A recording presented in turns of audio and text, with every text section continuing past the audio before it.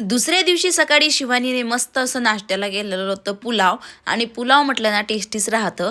आणि इथे शिवानीच्या हातचा पुलाव म्हणजे एकच नंबर असतो. आणि देरानीनं बनवलं एक नंबर छान. आणि आपल्याला आयतं मिळतं त्याहीपेक्षा छान लागतं खायला. मग काय प्रश्नच नाही आहे खाण्याचा, कारण आपल्याला सगळं आयतं मिळत होतं. त्यानंतर आम्ही सगळेजण नाश्ता करायला बसलेलो होतो. पण इथे मात्र अमूल्यालाही प्रश्न पडलेलाच असेल ना. हो, तर कारण ती स्कूलमध्ये गेलेली होती म्हणून आम्हीच सगळे होतो. मग आम्हीच इथे नाश्ता करायला लागलो होतं. त्यानंतर ना यांना जायचं होतं गावाकडे. आता मी यांना खूप वेळा समजावून सांगितलं की जेवण करून जा आणि नंतर जा, थोड्या वेळाने जर तुम्हाला काम असेल तर थोड्या वेळाने लेट करा. तर त्यांना काम अर्जंट होतं म्हणून मग ते सकाळीच गावाकडे गेले होते नाश्ता करून.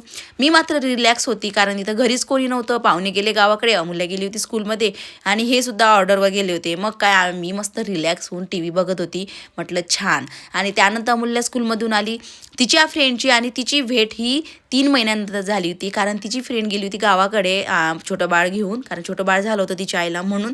इथे त्यानंतर अमूल्याने तिची फ्रेंडची मस्त अशी मस्ती झाली चालू. त्यानंतर अमूल्या आली, फ्रेश झाली, जेवण करायला दिलं. आणि इथं साडीवाले काका आले होते. मी तेवढ्यातच साडी बघायला गेली. इतक्या छान छान साड्या राहतात ना त्यांच्याजवळच्या, खूप